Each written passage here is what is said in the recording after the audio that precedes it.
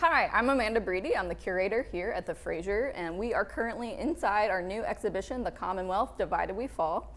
As you can see, it's pretty under construction still, but we have constructed this really interesting model of a enslaved person's cabin for our portion of the Unknown Project. And so we're working with my college mentor, Rhodes, who is doing an art installation in this cabin space. So Shay, what do you have planned for inside the cabin? Well, I don't know how much you'd like me to reveal at this stage, but we are making reproductions of objects that were formerly owned or associated with enslaved people. So we're going to kind of populate the space with a couple varieties of very simple objects, so people will be able to come in and kind of think about the personal history maybe of these objects and the legacy of what was left behind from these people's lives. So we did a lot of research together about the size of the cabins that enslaved people lived in here in Louisville and elsewhere in Kentucky. And we tried to make the space significant in that way. So can you talk a little bit about why that was important?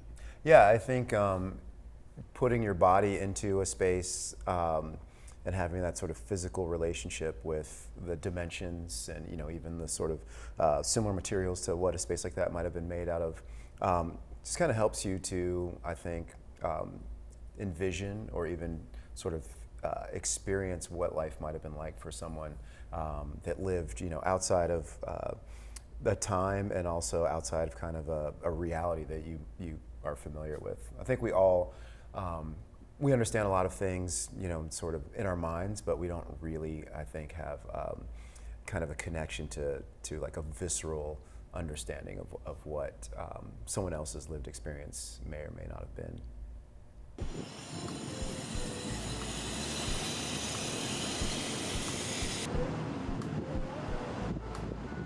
Okay, so we are here at the Cressman Center, U of L's glassblowing studio, where I blew glass as your student.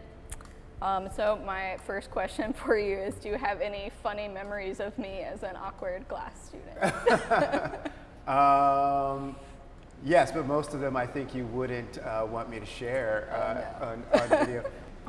So your teacher was Steve Powell, who I call my glass grandfather. So I was wondering a little bit if you could talk about his impact on you and his impact on glass in Kentucky. Yeah, I mean, no one has been more important to my professional and personal life than Stephen Powell, just in terms of, education, mentorship, lifestyle, friendship, everything. His impact on Kentucky in terms of glass, I don't really think that we'd have the glass scene that we have without him. He started the glass program at the center, I think, in 1983. And, we have people who are independently interested in glass here. There was Adele and Leonard Light, John and Bonnie Roth, Rick Heath and Marilee Orsini, Dick Burge, Judy Mayfield. We have, a number of people who are interested in glass or collect glass, but we have, I think, 5 hot glass studios, within the sort of greater Louisville metropolitan area. And not all of those people were sort of accolades or students of Stephen Powell, but a good, probably majority of them were. And I do think that, his sort of influence and visibility is a lot of why we have glass here. And then his, his personality, he could have had the studio at center and kind of kept this sort of insular environment and just made his work, but he was such a kind of outgoing and charismatic person that I think he actually caused a lot of the interest that we have currently in glass in Louisville and Kentucky. So the glass community is not super diverse. It's heavily white, heavily male, especially when you got started. So I was wondering if you could talk about your experience as a black man in the glass community. And I feel like there's been a movement to kind of change that recently. And if you could talk about that. Yeah, I mean, that's a long conversation, but I guess, in terms of, all forms of diversity, we are seeing, especially a lot more gender diversity more recently. As the early studio glass movement was, at least the people who were very visible were mostly male. college educated, and for a long time, you know, it was a male dominated field or profession. And it may still be, I'd have to look at the numbers, but one of the sort of encouraging things that I see is our classes here at U of L, and it's true at many other educational institutions, are probably 85 to 90% women. So, you know, we'll have out of 10 students, maybe 2 men. And then we have, you know, people who are non-binary, and we're seeing more and more students coming through. But I think in terms of, you know, race and ethnicity, that's an interesting question. You know, the experience of someone like me being black in the glass world.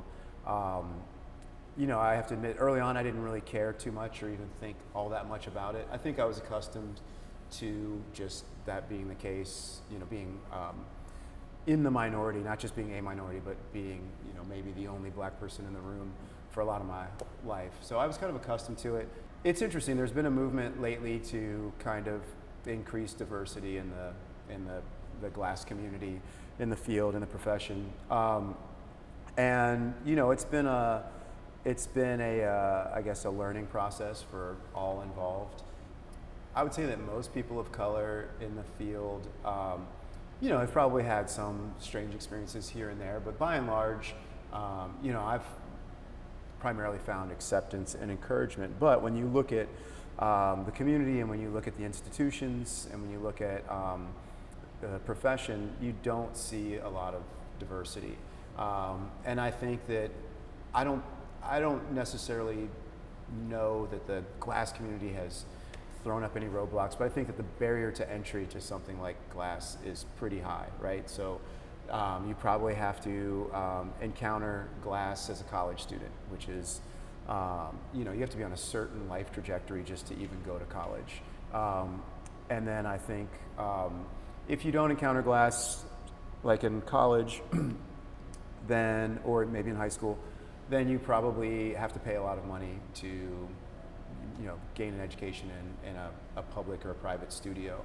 So it's just something that has a high barrier to entry that I think is, you know, pretty reflexive of our culture and society in general, right? Like who's presented with opportunities and who's able to take advantage of, you know, kind of alternate career paths. So I feel really fortunate to have had probably forces in my life that kind of allowed me to end up where I am now. But when you look around, and I'm glad there's more awareness now, you see that not as many people have had that opportunity. So your work was recently featured in a show at the Smithsonian, and you're added to their collection, and that made me wonder, what is the proudest moment in your career? Oh wow, proudest moment in my career. When Amanda Bree graduated from U of L in glass was the proudest moment. That was my first hug at That's graduation. Right, that's right. You know, that's a tough call, the proudest moment in my career. I think I kind of just keep moving forward and don't think a lot about that kind of stuff. But I would say that the most sort of poignant or powerful or sometimes proudest moments have, for me, come not from any kind of necessarily recognition. I'm super psyched about the Smithsonian thing. That was, you know, a huge surprise and a big honor. But I think, you know, opportunities to work with certain people or in certain environments, or even to just sort of commune with other people who are interested in the same things that I'm interested in this case, glass, have been, you know, sort of my proudest moments. Or sometimes seeing something that, you know, a student or a former student has accomplished is really interesting. Right now, actually, Steve and Powell's son, Oliver, is actually, he took his first semester of glass here at U of L. So that's been a really rewarding and sort of powerful and even emotional experience. There are times when I catch myself actually, you know, I'm saying something to the class, and sometimes it's exactly what I learned from his father when I was, you know, a student in beginning glass class. So, and just for us to be able to kind of connect and spend more time personally together as a nice connection to Steve, and just a really sort of, I think, appropriate and, again, poignant way of thinking about the kind of unwritten canon of glass history, right? Everybody that's learned glass pretty much has learned it essentially, you know, by word of mouth, right? It's like it's a non-written canon. And then to see that kind of go generationally from a father to a son through a student as an intermediary has been really, really interesting and powerful. So one thing that you taught me when I was your student was the importance of material and how the changing of a material can make an object more or less powerful. And I think that has really related to my work as a curator now and understanding the power of physical objects. And so for your piece for the Unknown Project, why is it important that those pieces are glass? And are you still doing Reticello versions? Oh, so I knew you were going to ask me that. And I think the thing at the Fraser is less of my piece and like kind of a collaboration on, you know, a project or a display. In terms of materiality, glass is interesting in this particular project for a few reasons. We made some Zanfirico canes for this project. We may or may not use them. I think what we're trying to do now is first, what we're trying to do now is first just build up enough volume to make sure we have, you know, as many pieces as we need. And then we were going to do some Zanfirico. We may still do those, but in terms of the material, glass in particular, there are a few reasons why I think glass is important here. So I think that the two objects that we are working off of are both metal objects, a cowbell and a spoon. And I think that's interesting because we're translating them into another material, but because they are kind of archival objects, we can't make molds directly off of them. So we 3D scanned them and then 3D printed them and then made molds off the 3D prints. And that's just an interesting process to me for a number of reasons, because you're working with this object directly, yet there's this removal of that.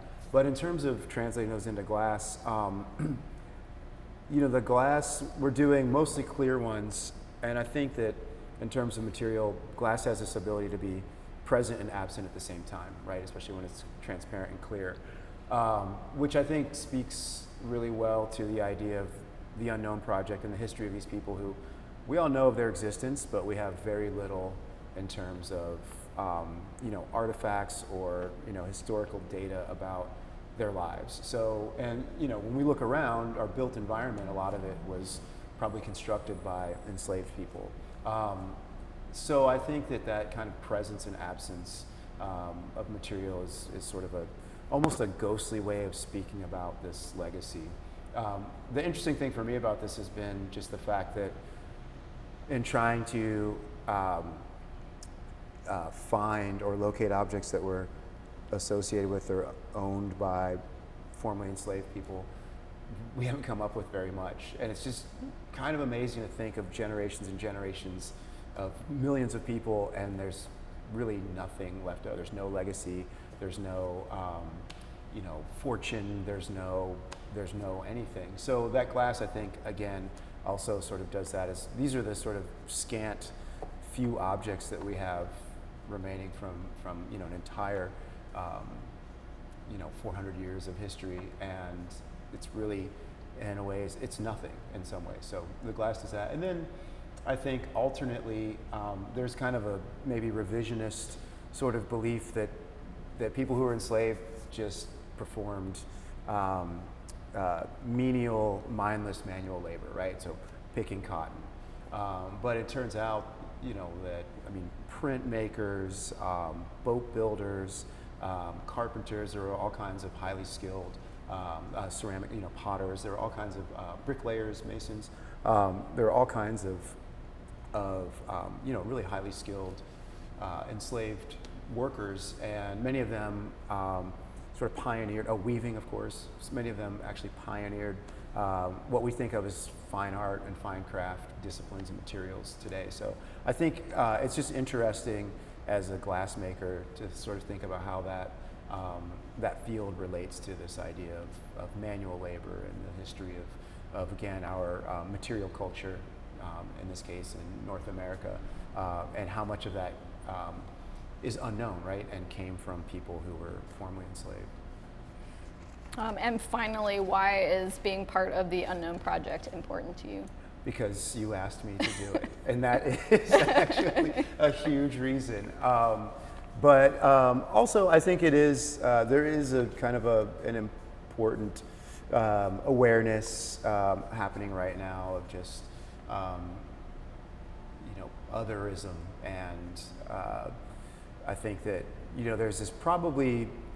I wouldn't be surprised if it ends up being a brief moment in our history where people are kind of tuned in to alternate lines of history and culture in the United States, and how those are going to kind of impact and turn into another trajectory for the future. So I think that right now there's a lot of attention on this matter. So I think it's a good time to participate, because in 5 years, who knows what our sort of cultural attention will be focused on. So if you have a chance to kind of participate, then I think I will. Cool. That bottom part is added on. So we just 3D printed that there, and then this is the spoon, which I had to kind of enlarge to make. It was a normal size spoon. Actually, it was kind of a small spoon. So just scanned it and then kind of tweaked it a little bit in the modeling environment. And then those are just some of our little mold. Just trying to find a different way to make two-part mold, like a faster way. Okay, Bella's going to start. She's going to go into the furnace, and actually Amanda could do this. She's going to gather glass out of the furnace. So in there is about 500 pounds of glass at about 2,100 degrees. And that furnace stays on 24 hours a day for about 9 or 10 months out of the year. It takes a week to heat it up and a week to cool it down. So she's turning, because if she stops turning, that molten glass will just drip off of the end of the rod there. So in order to make something, glass is a pretty collaborative art form. Hot glass is anyway most of the time, but in order to make a lot of something, it's much better if you kind of work as a team or collaborate. So she starts each piece, and then she hands it off to me, and then I basically finish it, and then she starts the next one. And then that way we save probably, 2 minutes or so with each piece.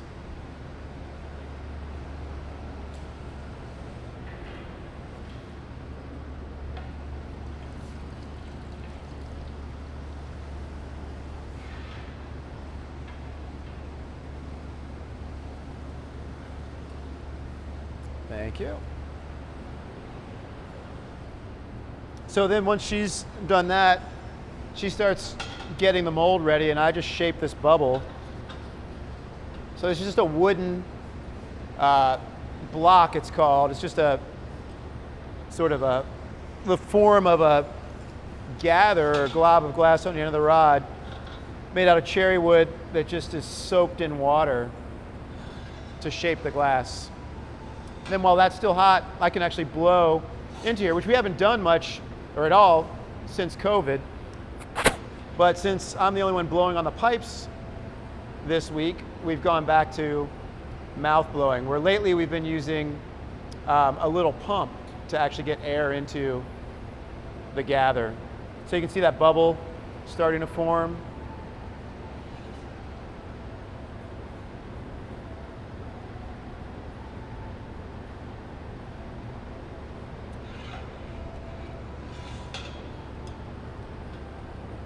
And then we'll heat this up one time, and then we'll just go straight into the mold.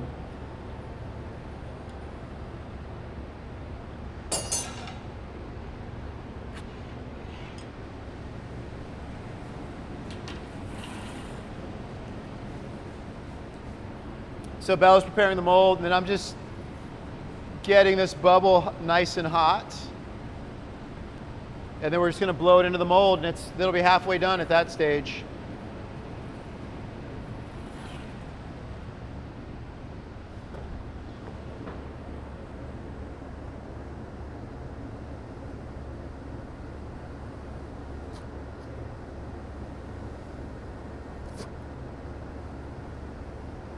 That's good. Thanks.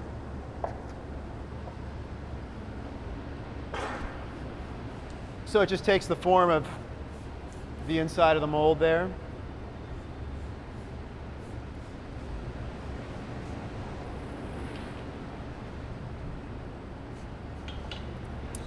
And then we have to make a constriction so that we can remove it from the end of the rod later. That one was hot.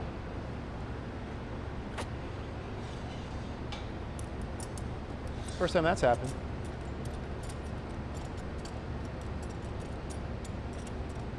So Bella's preparing a little just glob of glass on the end of a rod.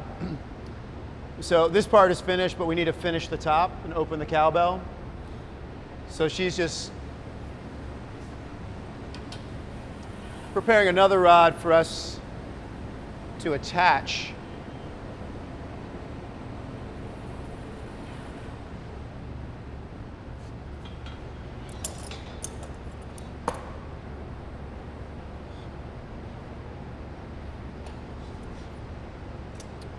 So for a second, we'll be attached to 2 rods. And then we'll use a little drop of water. So that glass is still probably 12 or 1300 degrees at least. So we use a little drop of water to shock the glass, and then we can crack it off. Thank you.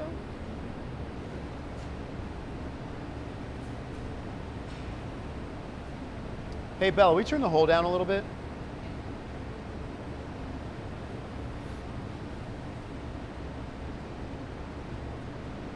So, and then I'll open up the top of this, and while I do that, she'll start the next piece. I wasn't sure. I didn't see you do it. Okay, so we're going to use a pair of shears to cut the excess glass off of the top.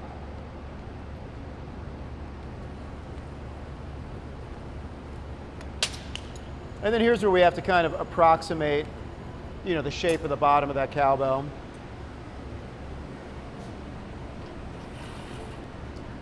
So this should be the last move on this, and then you'll notice Bella's starting the next one.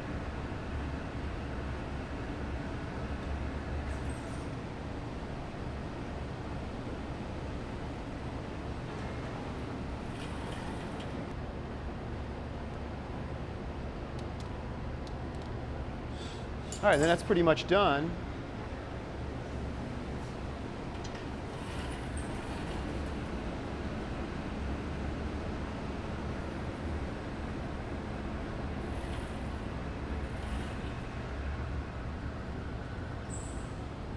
So then what we'll do is we'll knock this off here, and then it goes into an oven.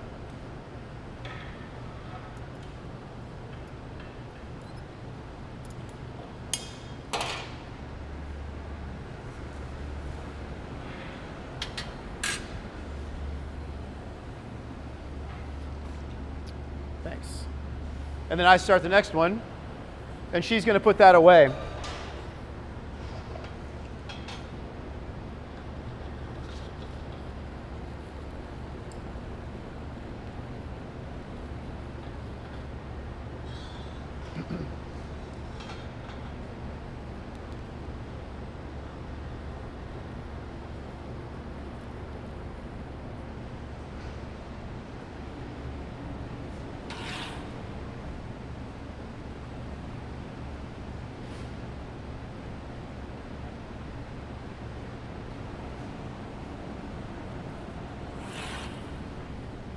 That's all there is to it.